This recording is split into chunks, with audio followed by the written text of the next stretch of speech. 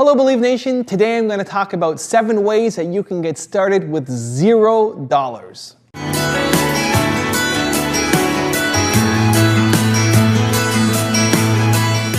So we're getting a lot of questions recently from people who are trying to start a business and are trying to get funding and they feel like they can't get started until they have the funding, until it all works out, and then they never make any progress or momentum on their business.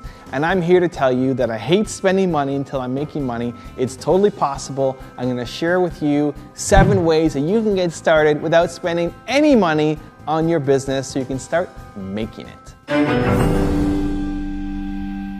So the number 1 way is start with a service. So many people feel like they need to have a product. Like, how can I start a business until I've ordered my product and I have something to show people? An easy way around it is start with a service. Start with a service by going out and talking to customers, potential customers, understanding what their problems are, understanding how you can help them out. A service business isn't as sexy because it's harder to scale, because you're trading time for money and you don't want to do that as an entrepreneur, right? I want to build something really big and it's harder to make a huge service-based company. But what it does at the beginning of a company is it gets you really close to your customer, right? You really get to understand what they need, what they don't need, and it starts giving you cash flow, right? If you have a certain runway, if you're doing this part-time and you want to be able to quit your job, or you have quit your job and you only have 6 months left of runway before you're going to run out of cash, you need to start making money as soon as you can. And the fastest way to do it is through a service where you're connecting with a customer. The other plus is when you are making enough money to support yourself and you want to expand the products, you already have a customer base that you can talk to and get their feedback on if they would buy that product or not. And you have consistent cash flow coming in from your customers so that it can support your product development, or that maybe that first product doesn't work out and you need to go to a second one. You don't have to go back and get a job because you have your service-based business starting it off for you. It's not the big glamorous fun thing to do necessarily all the time, and it may not be the future vision of where you want your company to go, but starting with a service over a product helps you get started with no money and builds momentum for your business. Number 2 is use Facebook as your website. Another common thing that I feel entrepreneurs are writing to me asking that they need money for is, I need to launch my website. It needs to be a great website. I need to have all my stuff up on there and it's going to cost me $10,000 or $5,000 or $2,000 or whatever it is. I need to get my website up before I start my business. No, you don't. Start on Facebook. There's been a lot of massively successful companies who just started with their website as being a Facebook fan page that shares their information, that has contact details. And there's been lots of businesses who've started with no website at all. And can a website help you? Absolutely. Any kind of marketing helps you, but it's not worth spending the money at the start. You need to be out there bringing in potential customers, making some cash first, then you can reinvest into your business. If I had to pick any social media platform, I would pick Facebook to be my website that had my information. A lot of it's laid out for you. You don't have to be a tech genius to figure it out. You can have your picture, you can have your hours, you can put all your information up there.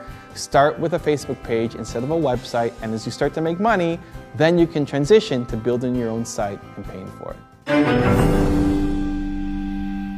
My number 3 tip is go to them. Another reason why a lot of entrepreneurs want to spend money is they feel like they need an office. I need an office. An office is something that's important and it represents my brand and how am I going to have customer meetings. I can't ask them to come and meet me at home. Easy way around that is go to them.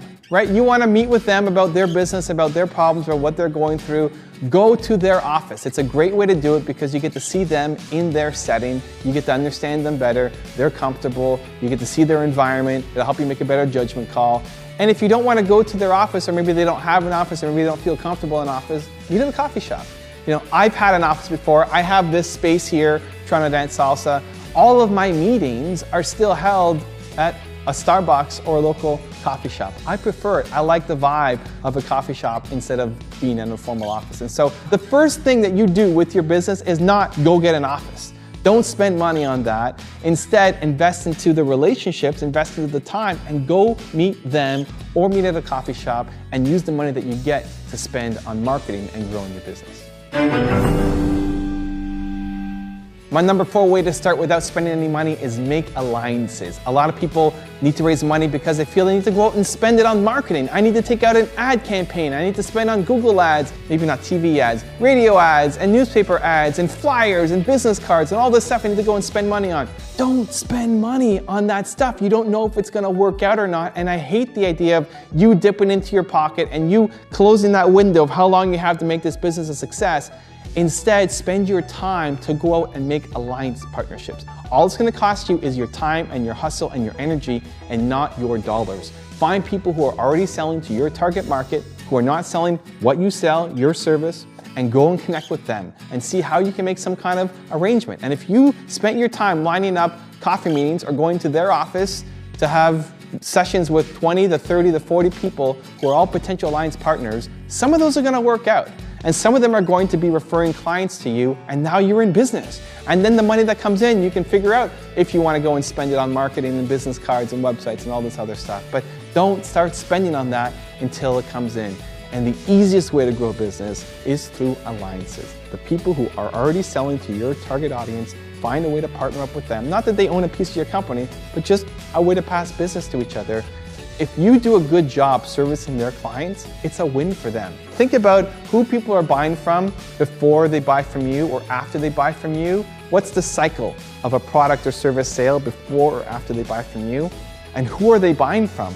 Who are you sandwiched in between? Go talk to all of those people, and it's way easier having a partnership kind of conversation, an alliance conversation, than a sales call. For those of you who are afraid of picking up the phone and talking to customers, it's way easier to talk about a potential alliance partnership and how you may be able to work with each other than a sales call to a customer. So it's easier, it's less stressful, and the chances of you becoming a success are much higher because it's the fastest way to grow your business and it doesn't have to cost you anything.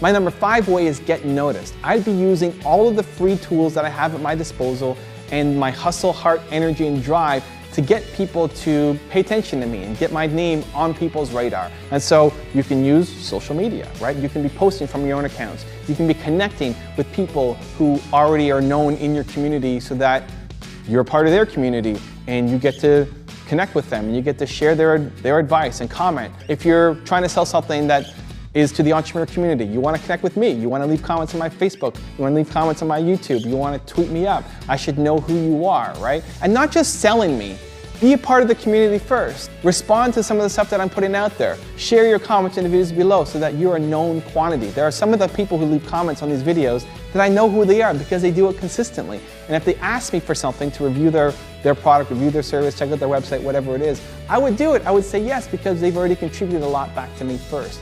So invest in that hustle, right? You can connect with reporters, connect with the media, write press releases. And again, if a reporter has covered your industry, they need experts. Look at every article that's written. There's always an expert opinion on there. The reporter themselves, they're not the expert. They're generalists. They always need that expert. Why can't you be the expert for your industry? If they've written something before, usually they have their Twitter at the bottom or their email at the bottom. Connect with them. Let them know what your thoughts are on the subject. If you're an entrepreneur, you should be an expert at what you do. So reveal that expertise and you're making the lives of the reporters easier as well. And so all of these strategies of being on your own social media, connecting with other people on social media, connecting with thought leaders and influencers, connecting with the media and press releases, all of that stuff doesn't have to cost you anything except your time, your energy, and your hustle to get people to pay attention to you.